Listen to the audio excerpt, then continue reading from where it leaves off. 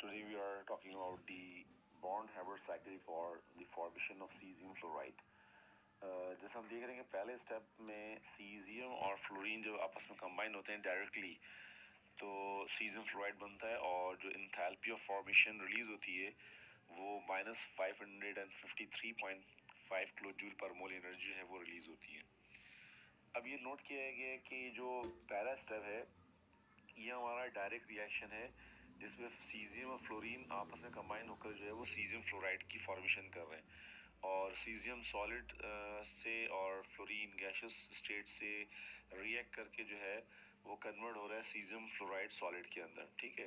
तो इसमें हम देख रहे हैं कि एनर्जी जो है वो रिलीज हो रही है और रिलीज एनर्जी जो होती है वो हमेशा डाउनवर्ड डायरेक्शन में शो की जाती है। तो इसमें हम यहाँ पर देख रहे हैं कि एरो जो है वो नीचे की तरफ जा रहा है, इसका मतलब एनर्जी रिलीज हुई और नेट एनर्जी जो चेंज आया वो डेल्टा एच एफ से शो किया जा रहा है जो कि -553.5 किलो जूल पर मोल एनर्जी जो है आपको नजर आ रहा है। ओके स्टूडेंट्स, अब हम बॉन्ड-हैबर साइकिल की स्टार्टिंग पॉइंट पर आ गए। इसमें सबसे पहले हम देख रहे हैं फर्स्ट स्टेप है जिसको हम सब्लिमेशन ऑफ सीजियम कहते हैं। इस दौरान जो एनर्जी जो हमें प्रोवाइड करना पड़ती है सब्लिमेशन के लिए वो तकरीबन +76.5 किलो जूल है और इसमें हम देख रहे हैं कि एरो जो है वो ऊपर की जानिब जो है वो मूव कर रहा है। तो जब एनर्जी आप सिस्टम को देंगे तो एरो जो है वो ऊपर की तरफ जाएगा और इस तरह 76.5 किलो जूल पर मोल एनर्जी लेकर सीजियम सॉलिड से सीजियम गैस की स्टेट में कन्वर्ट हो जाता है। ओके स्टूडेंट, सेकंड स्टेप जो है वो हम इसे कहते हैं आयनाइजेशन ऑफ सीजियम एटम और इसमें हम देख रहे हैं कि सीजियम एटम जो है जो कि गैशियस सॉलिड स्टेट से गैशियस स्टेट में आ चुका है। अब ये आयनाइज करेगा और आयनाइजेशन के लिए हम यहाँ पे फिर दोबारा एनर्जी दे रहे हैं और प्लस में आपको एनर्जी नजर आ रही है जो कि तकरीबन 375.5 किलो जूल पर मोल एनर्जी दे रहे हैं और जिससे आप देख रहे हैं कि एरो जो है वो फिर ऊपर की तरफ जो है मूव कर रहा है। तो जब जब एनर्जी आप सिस्टम को देंगे बॉन्ड-हैबर साइकिल डायग्राम के अंदर आपने एरो को ऊपर की जानिब जो है वो बनाना है और आप देख रहे हैं कि यहाँ पर सीजियम जो है वो पॉजिटिव आयन बन गया है, सीजियम प्लस आयन की फॉर्मेशन में आपको दिखाई दे रहा है। अच्छा, अब आपने नोट किया कि इस पूरे प्रोसेस में फ्लोरीन में कोई चेंज नजर नहीं आया है। Okay students, the third step is dissociation of gaseous fluorine into gaseous fluorine atom. Gaseous fluorine molecule जो है वो gaseous fluorine atom में कन्वर्ट हो रहा है और इस प्रोसेस को हम डिसोसिएशन कहते हैं और इस दौरान एनर्जी हमें जो देना होती है वो 1/157 किलो जूल पर मोल एनर्जी देते हैं जिससे फ्लोरीन का मॉलिक्यूल टूटकर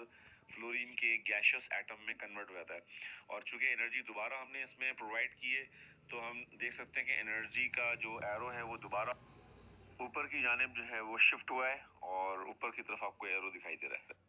ओके स्टूडेंट्स, तो अब आपको नजर आ रहा है कि सीजियम जो है वो सीजियम आयन में कन्वर्ट हो चुका है और फ्लोरीन का मॉलिक्यूल जो है वो फ्लोरीन एटम में कन्वर्ट हो चुका है जो कि टॉप पर आपको दिखाई दे रहे होंगे। ओके, अब इसके बाद जो नेक्स्ट स्टेप हमें नजर आ रहा है उसमें फ्लोरीन का जो गैशियस एटम है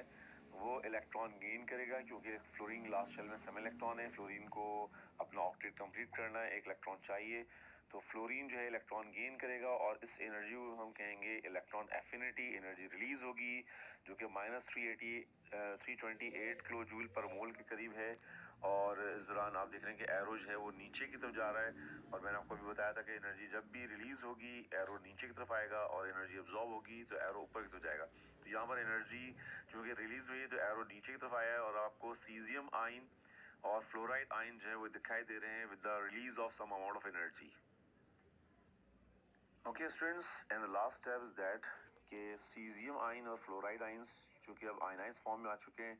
तो दोनों आयंस जो हैं वो क्रिस्टल लैटिस फॉर्मेशन करेंगे, लैटिस की फॉर्मेशन में जाएंगे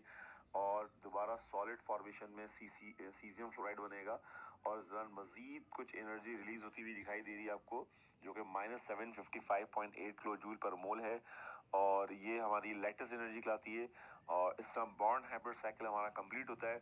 तो देखा ही गया कि सीजियम फ्लोराइड जो है वो डायरेक्टली बने या इनडायरेक्टली बने टोटल एनर्जी चेंज जो है वो कांस्टेंट रहेगा। तो हमने ये नोट किया है कि सीजियम फ्लोराइड डायरेक्टली जो है वो कन्वर्ट हुआ था सीजियम फ्लोराइड के अंदर, जिसमें -53.5 किलो जूल पर मोल एनर्जी रिलीज हुई। और पूरे अगर साइकिल को हम देखें, जिसमें सीजियम और फ्लोरीन जो है वो एक साइकिल कवर करते हुए caesium ions of fluoride ion में कन्वर्ट हुए थे, और फिर सीजियम फ्लोराइड आइंस जो हैं वो क्रिस्टलाइज हुए, लैटिस एनर्जी रिलीज करते हुए सीजियम फ्लोराइड में कन्वर्ट हुए। तो नेट कंप्लीट साइकिल जो है वो कंप्लीट होता है, और उसमें हम किसी किस्म की हम डिफरेंस ऑफ एनर्जी नहीं नोट करते। और ऑलमोस्ट बॉर्न हाइब्रिड साइकिल जो है वो हैसेस law of heat of summation की एक फॉर्म है, जिसके मुताबिक रिएक्शन एक स्टेप में हो या एक से ज़्यादा स्टेप में हो, एनर्जी चेंजेस जो है वो कांस्टेंट रहती हैं।